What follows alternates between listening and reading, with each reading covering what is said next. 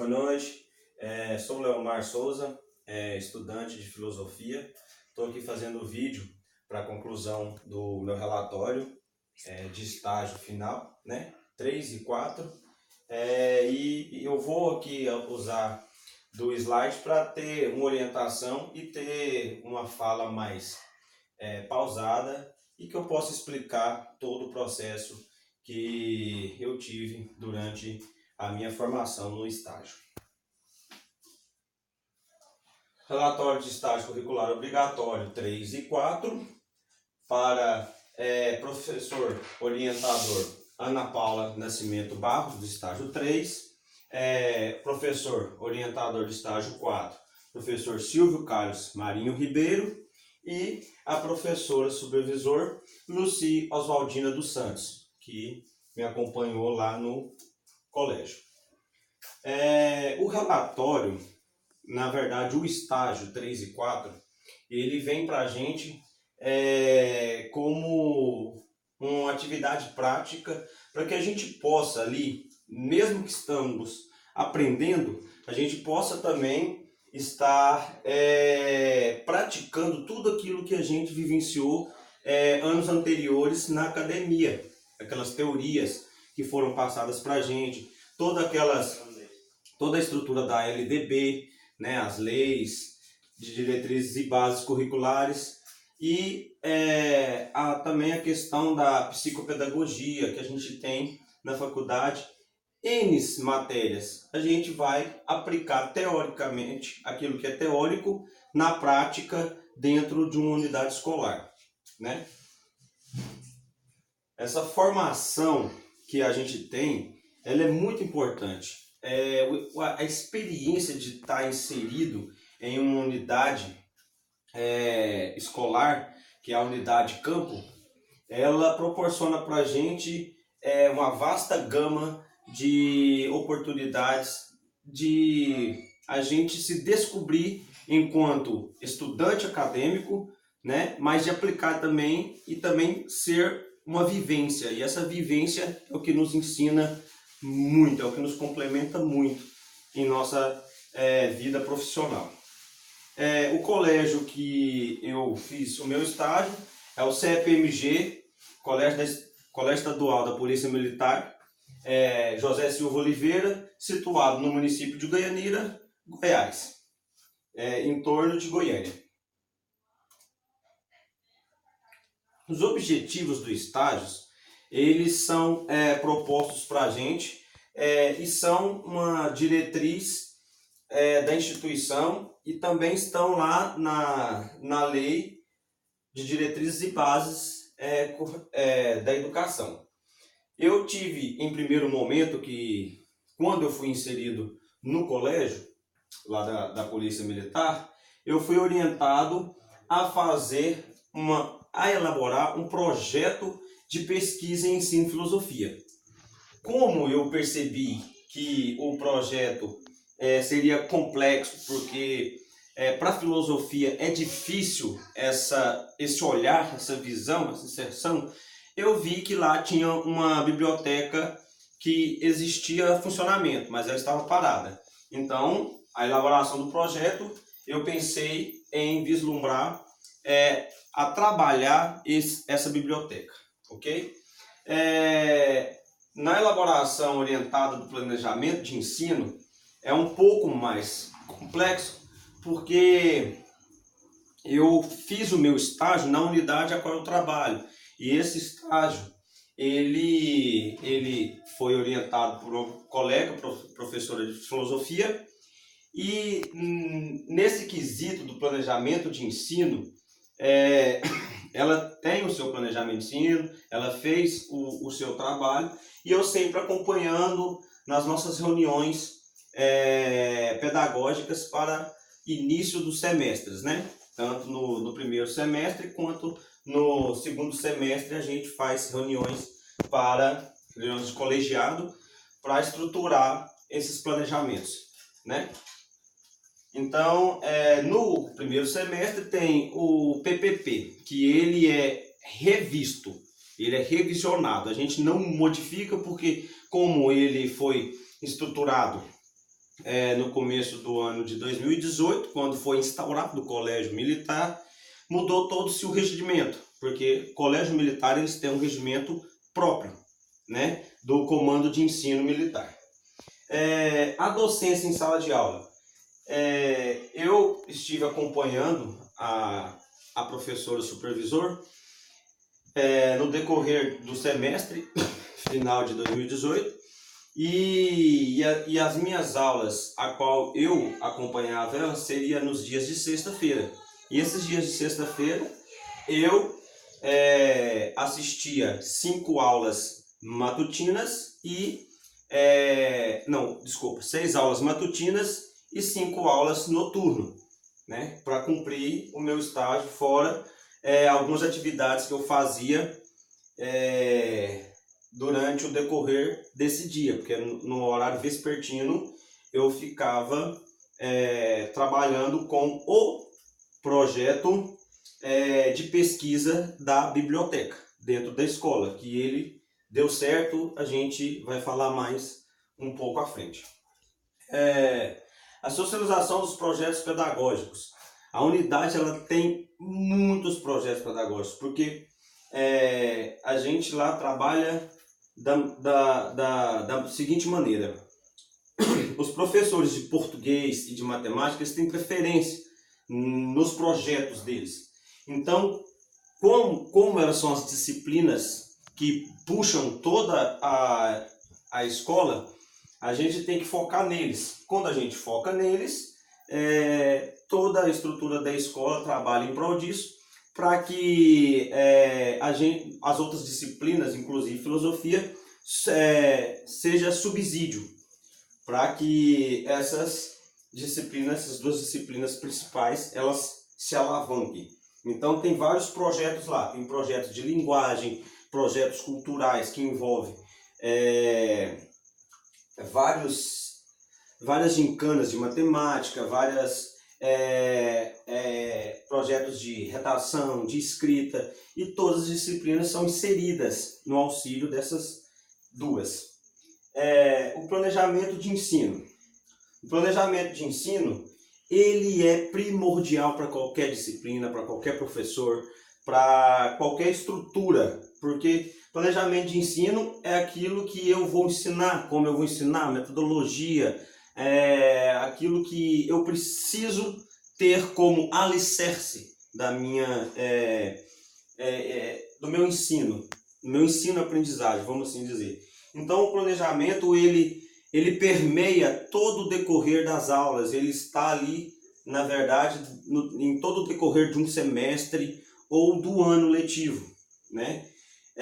Sabemos também que o planejamento de ensino eles tem que estar vinculado a uma série de outras regras e currículos. Uma delas é o currículo referência da educação do estado de Goiás, porque o professor não pode fugir disso. Se ele fugir disso, a gente está inadequado em sala de aula, né? Porque é uma prerrogativa da SEDUC, né? Da Secretaria de Esporte e Educação do Estado de Goiás. Participação no planejamento de ensino de filosofia na escola campo. Eu tive presente com a professora na formação do planejamento dela, ela me mostrando o material que ela ia trabalhar, os materiais literários, as apostilas que ela mesmo fabrica, as apostilas, ela mesmo monta elas e vai, ao decorrer das aulas, passando esses textos, ela vai orientando os alunos para que façam seminários dentro dos textos lidos, faz também discussões, debates, o chamado grupos de verbalização e grupos de observação, GO e GV. Ela faz muito eles e depois ela avalia esse resultado com um seminário, né? Aqui eu já falei. A regência em sala de aula. A regência em sala de aula, como ela já sabia que eu já há alguns anos tinha tinha iniciado a minha profissão como docente, ela ficava como observadora de algumas aulas, ela permitia que eu assumisse a sala de aula para que ela pudesse me orientar em algumas coisas que eu poderia estar com dificuldades ou em erros, que depois do término da aula ela me chamava em particular e falava assim, ó, você tem que ter mais domínio, sim, tem que ter mais cautela, porque os anos de experiência dela contam muito e ela me orienta bastante. Tendo visto que ela foi, em momentos anteriores, minha coordenadora de turno, né? Então, ela é uma pessoa com uma vasta experiência em sala de aula e em coordenação. Aqui é o portfólio, a gente vai estar falando dele aqui tanto no slide, mas também está no trabalho, que vocês têm acesso aí em mãos. Analisar, discutir e refletir sobre a vivência e as atividades na escola campo. Analisar, discutir e refletir sobre a vivência e as atividades na escola campo. Fazer isso aqui em papel, ou fazer isso aqui para descrever o tamanho da teia de oportunidades que a escola campo proporciona para o estudante, eu vou dizer que é impossível, porque daria aí, eu acho que umas 15 a 20 páginas a mais, e isso não seria o final, porque a vivência ela é diária, ela é contínua, o aprendizado que a gente tem nas relações humanas, nas relações interpessoais, nas relações interdisciplinares, ela é muito ampla, ela é muito multidimensional. E... show. Obrigada pela resposta.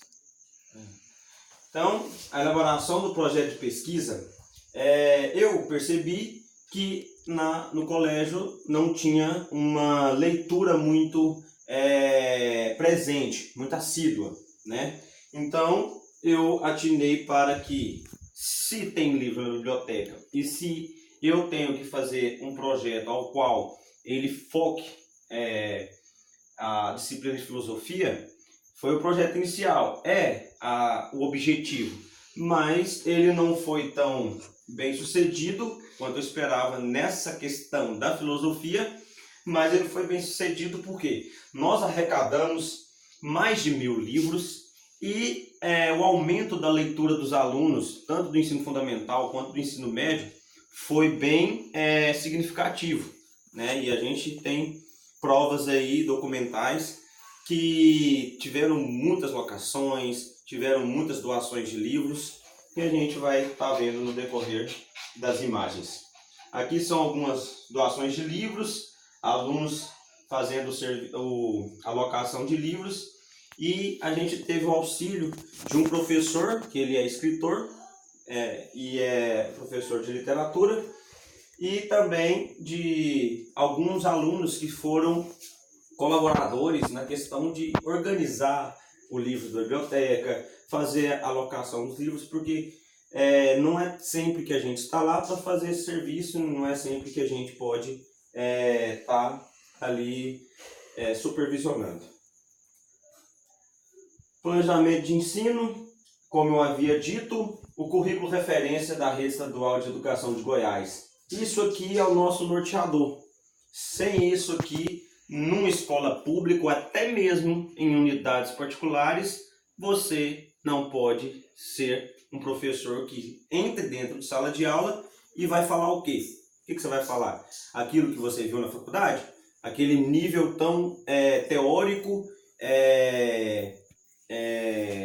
direcionado para algo que vai ser cobrado no Enem posteriormente, sendo que você não falou sobre. Então a gente está muito preso ao currículo referência da educação, entre outras coisas, não é só isso. Teoria versus prática, é o que eu havia falado também.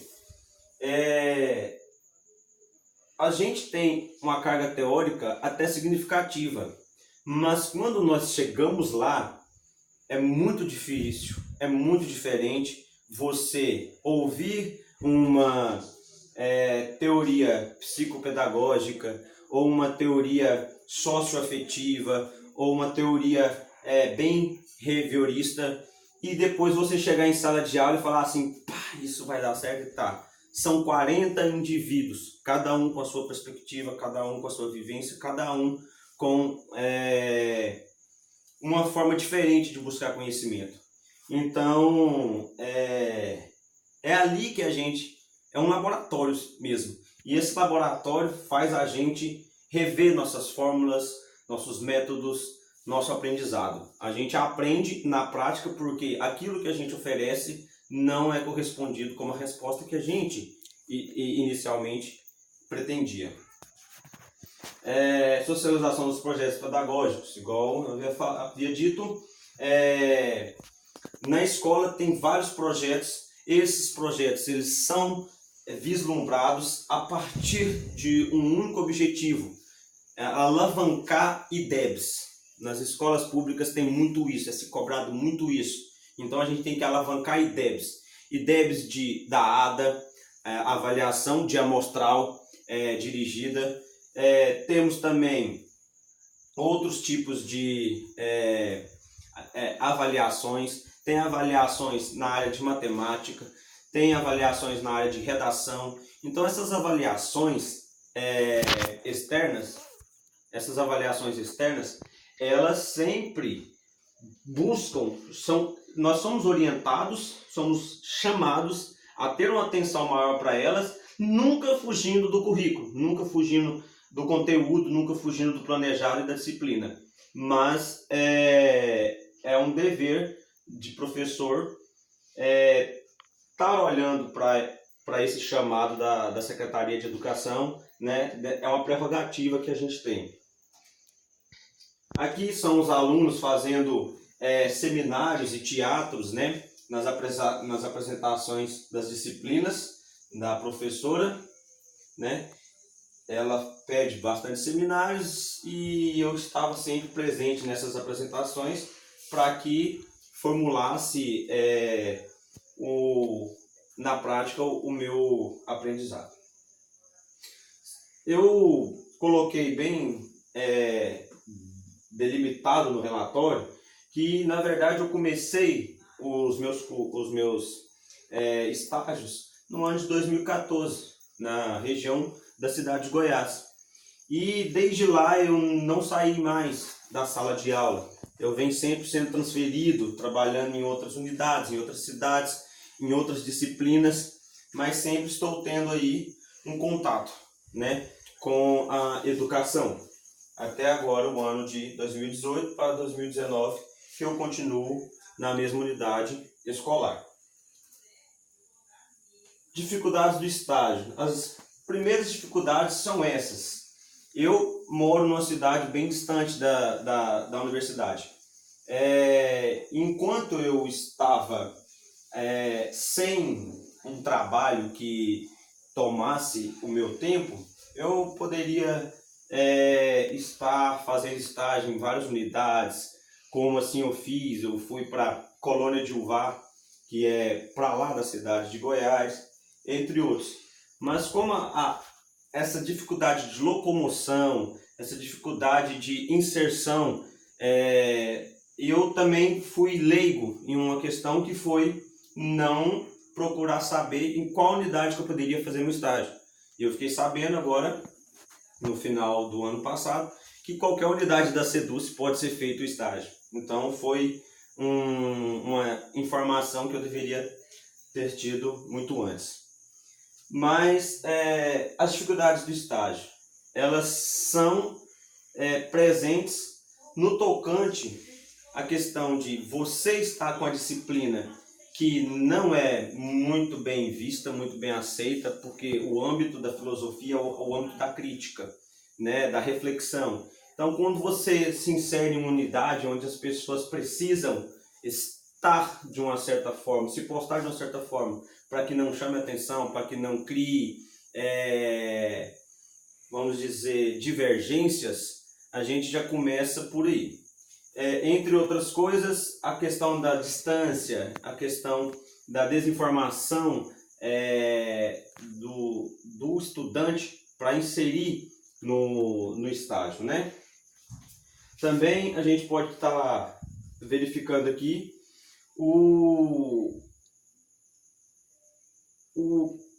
a questão da teoria e prática, porque tudo que a gente aprende na universidade, de certa forma, chega a nós como uma utopia que a gente pensa ser possível de aplicação. E mas não é fácil. Você já tem que ter uma carga